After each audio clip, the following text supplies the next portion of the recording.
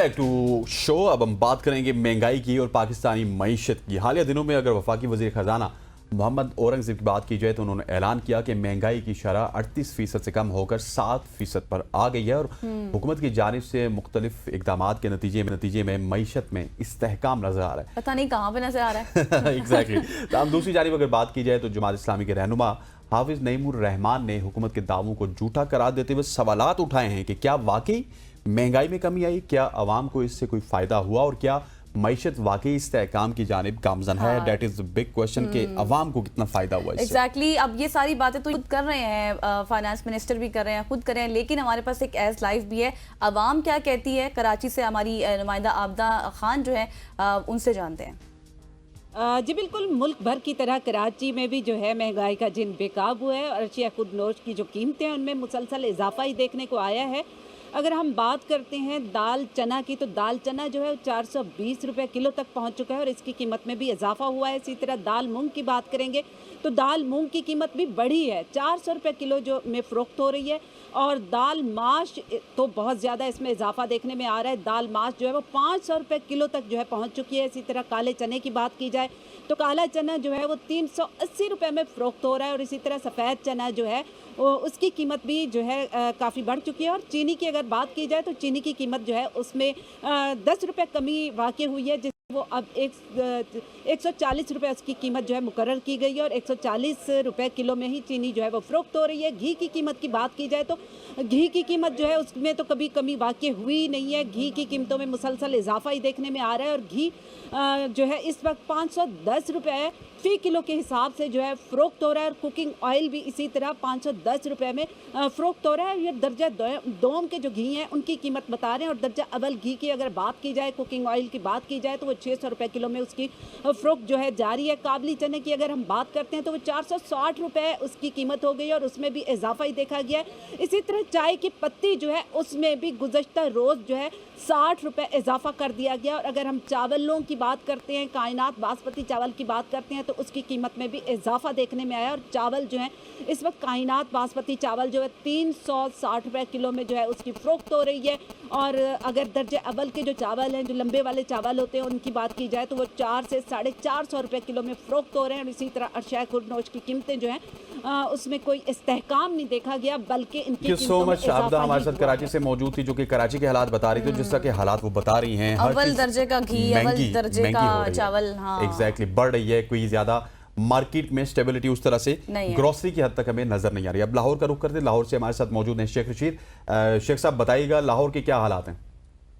जी, महंगाई के सुनामी को रोकने के लिए, उसको कंट्रोल करने के लिए इकदाम तो किए जा रहे हैं, बल्कि ठोस इकदाम किए जा रहे हैं। मगर अफसोसनाक अमर ये है कि महंगाई को कंट्रोल करने में जो भी इकदाम किए जा रहे हैं वो नाकाम साबित हो रहे हैं। आज अगर हम छोटे गोश्त की बात करें, मीट की बात करें तो उसका सरकारी रेट 1600 रुपये फ़ी किलोग्राम है, मगर वो मार्केट में 2600 रुपये फ़ी किलोग्राम फ़रोख्त किया जा रहा है। इसी तरह अगर बीफ की, बड़े गोश्त की बात करें तो उसका सरकारी रेट 750 रुपये फ़ी किलोग्राम है, मगर वो 1000 रुपये, 1050 और 1100 रुपये फ़ी किलोग्राम फ़रोख्त किया जा रहा है। इसी तरह अगर आप अंडों की बात करें, अंडे जो चंद रोज़ कबल 320 रुपये फ़ी दर्जन थे, वो आज 340 रुपये फ़ी दर्जन है। इसी तरह अगर आप दाल मूंग की बात करें तो उसकी कीमतों में 50 रुपये फ़ी किलोग्राम का इजाफा कर दिया गया है। इसी तरह अगर आप घी और कुकिंग ऑयल की बात करें, जो दर्जा अव्वल का घी था, जो आज से 4 दिन कबल 440 रुपये फ़ी किलोग्राम था, आज वो 560 रुपये फ़ी किलोग्राम फ़रोख्त किया जा रहा है, घी भी और कुकिंग ऑयल भी। अगर कराची ब्रांड के घी की बात करें, जो आज से 2 हफ्ते कबल 380 रुपये फ़ी किलोग्राम था, वो आज 480 रुपये और 500 रुपये फ़ी किलोग्राम फ़रोख्त किया जा रहा है। क्योंकि कराची ब्रांड के हवाले से बताया जा रहा था कि ये सबसे सस्ता घी और कुकिंग ऑयल है, मगर उसकी कीमतों में भी 110 रुपये से लेके 120 रुपये तक फ़ी किलोग्राम इजाफा किया जा चुका है। सब्जियों की बात करें तो प्याज जो है वो 150 रुपये फ़ी किलोग्राम है और जो टमाटर है वो 200 रुपये फ़ी किलोग्राम है। शिमला मिर्च जो है वो 260 रुपये फ़ी किलोग्राम है। मटर जो है वो 280 रुपये फ़ी किलोग्राम है। इस तरह दीगर सब्जियों की कीमतों की बात करें तो उसमें भी 10 रुपये से लेके 70 रुपये फ़ी किलोग्राम तक का इजाफा किया जा रहा है। जैसे मैंने पहले अर्ज़ किया, ठोस इकदाम तो किए जा रहे हैं, मगर इन इकदामात का जो मुस्बत असर है वो मार्केट में, ओपन मार्केट में और सार्फिन की ख़रीदारी में नज़र नहीं आ रहा। जी thank you so much. Sheikh Rashid हमें लाहौर से अपडेट कर रहे थे। और हसनैना, आपने सुना कि जिस तरह बता रहे थे कि बुनियादी अशिया खुरनोश की जो कीमतें थी वो किस तरह से बढ़ी हुई हैं। इसी तमाम तर सूरताल पर हम बात करते हैं। माहिर माशियात हाकान नजीब साहब ने हमें ज्वाइन कर लिया है। हाकान साहब, thank you so much for your time. सबसे पहले तो आपने सुना होगा हमारे कॉरेस्पॉन्डेंट जिस तरह से बात कर रहे थे कि बुनियादी अशिया ज़रूरत की जो कीमतें हैं उनमें कमी नहीं आई है, बट एक तरफ हुकूमती दावे वो यही कह रहे हैं कि मईशत जो है वो हमारी बेहतर हो रही है, महंगाई में कमी आई है, लेकिन कहाँ? करेक्ट पोजीशन जो है इज द फॉलोइंग। पाकिस्तान में जो चीज़ों के कीमतों के बढ़ने की शरह है या रफ्तार है उसमें कमी आई है। इसका मतलब ये नहीं है कि चीज़ें सस्ती हो गई हैं, इसका मतलब ये है कि पिछले माह में चीज़ें पिछले साल के इसी माह के मुताबिक 7.1% बढ़ी। तो ये बात इस तरह से आसान लफ्ज़ों में एक्सप्लेन करता हूं कि उससे पिछले साल अगर चले जाएं, यानी कि 2023 में जो मालियाती साल गुजरा, कीमतें 29% बढ़ी, 2024 में 24% के करीब बढ़ी। अब इस साल में कीमतों के बढ़ने की जो रफ्तार है उसमें एक खातिर खा कमी आ गई है और वो पिछले माह 7% बढ़ी है। ऑन दी एवरेज समझ लें 9% बढ़ेंगी। सो कहने का मकसद यह है कि महंगाई या कीमतें कम नहीं हुई पर से, बट कीमतों के बढ़ने की रफ्तार में कमी आई है। इसको कहते हैं इन्फ्लेशन अंग्रेजी में, और उर्दू में एक्चुअली महंगाई कह दी जाती है। That's probably not the correct definition and the right explanation जो है वो मैंने अभी आपके सामने रखी है। इसका मतलब यह है कि अगर ABN आपकी दोनों की तनख्वाह 10 से 15% बढ़ा देता है इस साल में तो फिर आपकी कुव्वते खरीद जो है वो जब भी आते हैं ना तनख्वाह का मिसाल देके ये हमारा दिल ललचा देते हैं। सही है। सो फिर आपकी जो कुव्वते खरीद है वो तभी बढ़ेगी जब ये 15% बढ़ेगी आपकी तनख्वाह और कीमतें बढ़ें 10%।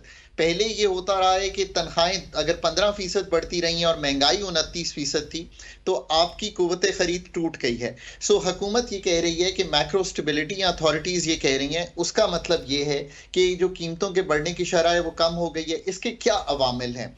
लास्ट ईयर हमारी क्रॉप्स अच्छी आई तो थोड़ी सी जो फूड इन्फ्लेशन थी वो कम हुई।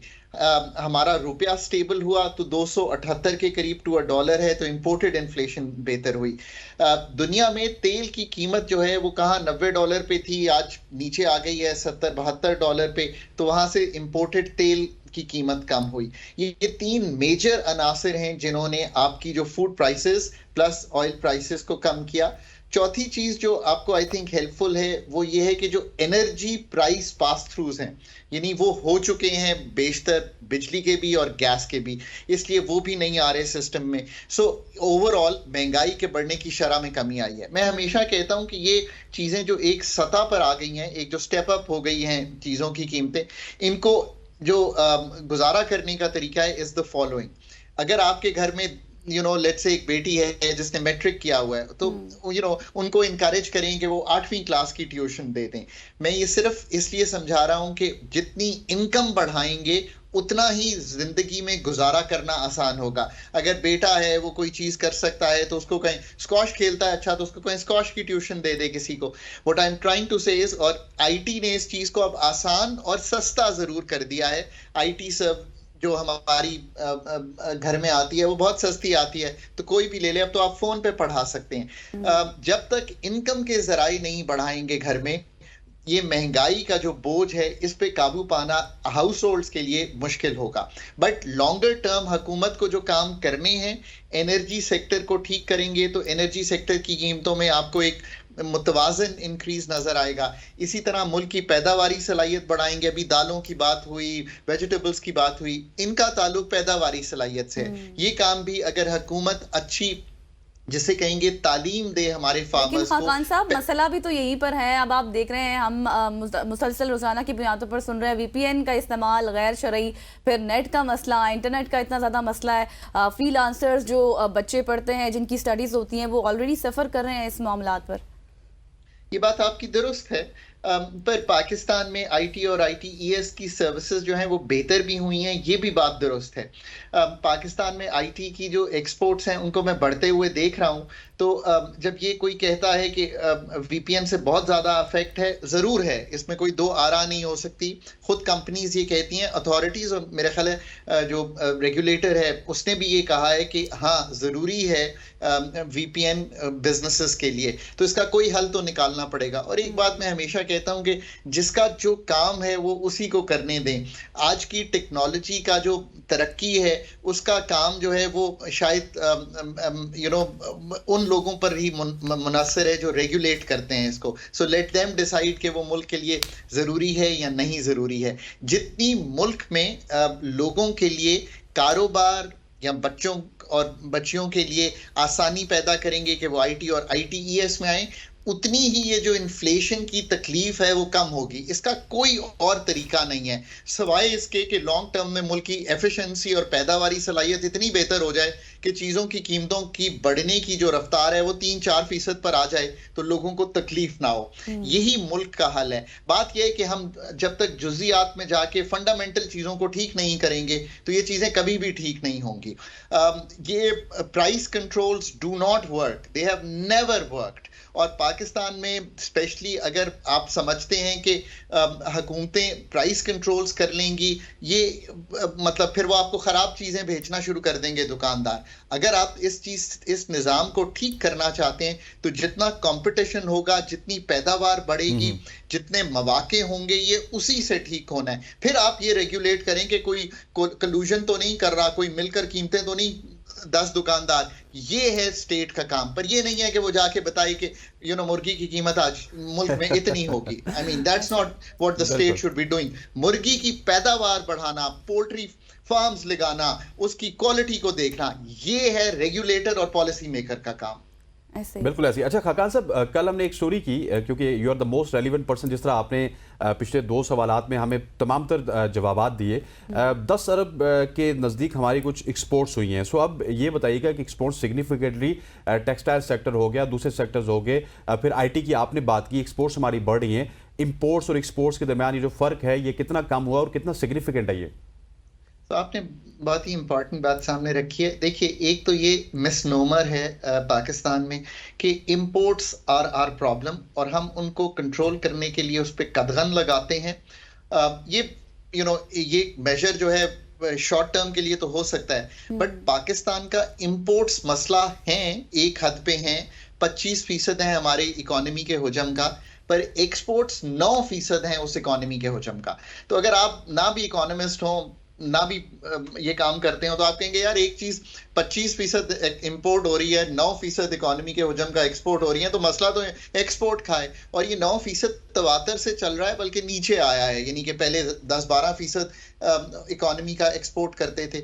अब बात यह है कि आपने ये डिसाइड करना है कि दुनिया से ताल्लुक रखे बगैर, दुनिया से इंगेज किए बगैर, दुनिया को चीजें बेचे बगैर कोई अगर मुल्क है जिसने तरक्की की है तो उसका नाम बता दें। आपका बेहतरीन दोस्त चाइना, आपका नेबर इंडिया, आपका नेबर बांग्लादेश, आपका साउथ कोरिया, जिसको हम कहते हैं हमारा प्लान उठा के ले गए। दुनिया भर में आईफोन अमेरिका ने बनाया, उसका सबसे बड़ा कंपेटिटर कौन बना? सैमसंग बना ना। तो दुनिया में सैमसंग बेचते हैं तो दुनिया में साउथ कोरिया का नाम बनता है, या वहां से पैसे इकट्ठे करते हैं। अब आप देखिए कि पाकिस्तान की जो सूरत हाल है, मैन्युफैक्चरिंग में $2.5 अरब 1% इंटरेस्ट रेट पे हमने टेक्सटाइल इंडस्ट्री को 10 साल के लिए दिए, बाकी कुछ एक्सपोर्टर्स को भी दिए। पर पाकिस्तान की एक्सपोर्ट बढ़ी है, जरूर बढ़ी है, पर आज भी जब खत्म करेंगे साल तो ये $28-30 अरब पे होगी। इस एक्सपोर्ट को अगले 3 साल में कम से कम $40 अरब टेस्ट करना है, अगर हमने फंड के प्रोग्राम से निकलना है। मतलब अगर ये हम कह रहे हैं ना कि हम IMF का आखिरी प्रोग्राम करते हैं, मैं एक हदफ देता हूं आपको, बाकी सब चीजें छोड़ दीजिए। पाकिस्तान की export at the end of the 3 years when the programme is being finished must be over $40 billion. अब उसके लिए जो सेक्टर्स हैं वो आइडेंटिफाई कर लीजिए। मैन्युफैक्चरिंग पाकिस्तान की बहुत एफिशिएंट नहीं है, कॉस्ट ऑफ प्रोडक्शन ज्यादा है, ये सारे मसाइल हैं। इसमें अगर मैं कहूं कि 40% या 30% बढ़ोतरी आ जाएगी, आई रियली होप कि आ जाए। ये लोन्स हैं, टेक्सटाइल की कैपेसिटी एग्जिस्ट करती है, बट 2 सेक्टर्स हैं आई थिंक जो ये कर सकते हैं। एक आईटी, ये 3-3.5 बिलियन से 7 बिलियन पे जा सकता है अगर हम वाकई ये एफर्ट करें जैसे आपने भी सामने रखा।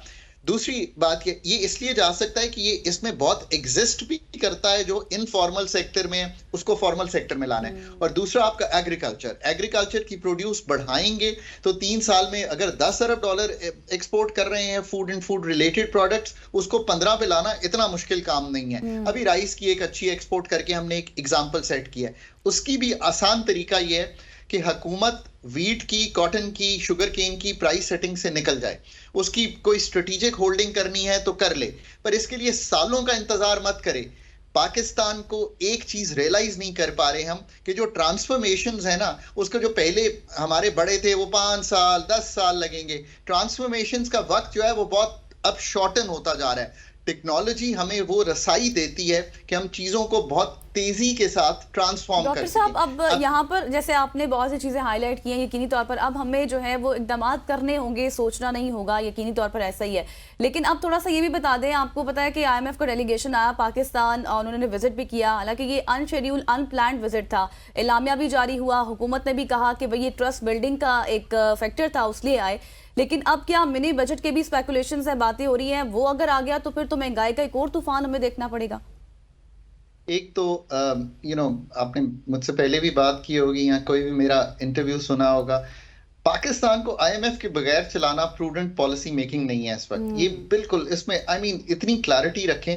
जब चला रहे थे बगैर IMF के तो $3 अरब के रिजर्व्स थे और डिफॉल्ट की गुफ्तगू थी। आज $11 अरब के रिजर्व्स हैं। एक मैक्रो स्टेबिलिटी, कीमतें नीचे, कीमतों के बढ़ने की शरह में कमी दिखाई दे रही है, बैरूनी खसारा कुछ संभल गया है। अगर ये बात दुरुस्त है तो जो IMF के साथ तय करते हैं, पहले तो तय करते वक्त निगोशिएट आउट अच्छा करें प्रोग्राम। जो प्रोग्राम निगोशिएट हुआ है उस प्रोग्राम को अपहिल है, डिफिकल्ट है, 40% टैक्स का हदफ तय किया हुआ है बढ़ने का पिछले साल से। यानी कि हम ये कह रहे हैं कि हमने पिछले साल 9,400 अरब किया, अब हम उसको 40% बढ़ा देंगे। In a slowing economy it is difficult and that's true. Economy 3% पे ग्रो कर रही है, इन्फ्लेशन भी कम है। इस हदफ को ही अगर आपने ऊपर नीचे करके कैसे एडजस्ट करना है या इसके करीब कैसे जाना है और जो शॉर्टफॉल है उसको पूरा कैसे करना है अपने एक्सपेंडिचर्स को संभाल के, मेरा ख्याल है कि शॉर्ट जवाब मैम आपका ये है कि दिसंबर तक तो मेरा ख्याल है कोई मिनी बजट नहीं आ रहा। इसका मतलब ये है कि रद्दोबदल नहीं हो रहा। लेट्स सी कि दिसंबर तक हम अपने टारगेट्स पे कहां पहुंचते हैं। IMF अपनी एक स्टाफ रिपोर्ट बनाएगा, वो मैनेजमेंट के थ्रू बोर्ड को जाएगी। लेट्स सी कि वहां से क्या डिसाइड, आई थिंक हमें भी और अथॉरिटीज भी इंतजार करेंगी कि वो क्या कहते हैं, और दिसंबर के रिजल्ट्स भी आ जाएंगे। Then we'll be in a better position to see कि कैसे एडजस्टमेंट्स करनी है मूविंग थ्रू। बट उनके आने को बहुत नेगेटिवली इसलिए ना लीजिए कि चलो आ गए हैं तो हमने एग्रीकल्चर इनकम टैक्स पंजाब में लेजिस्लेट कर दिया है। ये मतलब मैं कभी कभी आई फील सैड कि किसी के आने पे हम काम कर रहे हैं, वो काम जो हमें 77 साल में खुद कर लेने चाहिए। तो चलें, एक बैंकर है वो आपको सपोर्ट भी करता है, उसके पास मॉडलिंग की कैपेसिटी भी है। हम तो वो भी कैपेसिटी शायद बहुत ही कमजोर रखते हैं, बिकॉज जो सेटअप्स हैं हमारे एग्जीक्यूटिव के वो उस तरह के PhD डॉक्टर्स या सुलझे हुए समझदार वो लोग शायद उस तरह जैसे प्रोफेशनल्स एग्जिस्ट नहीं करते। वो आपकी मदद कर देता है, आपको एक पूरा जायजा पेश कर देता है। एक एक्सटर्नल ऑडिट हो जाता है पाकिस्तान का, एक स्टॉक टेकिंग हो जाती है। मैं इसको इतना नेगेटिवली नहीं लेता, मैं इसको इन अ सेंस देखता हूं कि वो हमारा पार्टनर है, इसमें चल रहा है हमारे साथ। Let's stick with them, let's complete the programme but do all the rest. ये मेरा जुमला जो है बेशक दोहरा लीजिएगा 3 साल बाद। IMF एंगेजमेंट ने आपको एक टाइम और एक स्पेस दी है उस स्ट्रक्चरल पॉलिसी और फ्रेमवर्क्स को ठीक करने की। अगर उनके स्ट्रक्चर्स, पॉलिसी और फ्रेमवर्क्स को ठीक नहीं करेंगे तो 3 साल बाद मैं तो शायद आपसे नहीं बात कर रहा हूँ, जब जो भी कर रहा होगा वो यही कहेगा कि that's not a good story. Sir thank you so much जी। माहिर मईशत डॉक्टर खाका नजीब साहब हमारे साथ गुफ्तगू कर रहे थे और मईशत के हवाले से वो बड़े एक जो पॉजिटिव गुफ्तगू भी होती है इनकी कि आईएमएफ के प्रोग्राम को आपने स्टिक रहना है उसके ऊपर रहना है। और देखना ये है कि आगे क्या होता है, क्योंकि उन्होंने एक्सपेंडिचर्स की भी बात की है। तो जी ये हमारा सेगमेंट था जिस मुतालिक हमने बात की कि मईशत इस वक्त कहाँ पर, वेयर डू वी स्टैंड, हम कहाँ पर खड़े हुए हैं। वक्त तो एक ब्रेक का, स्टे विद अस।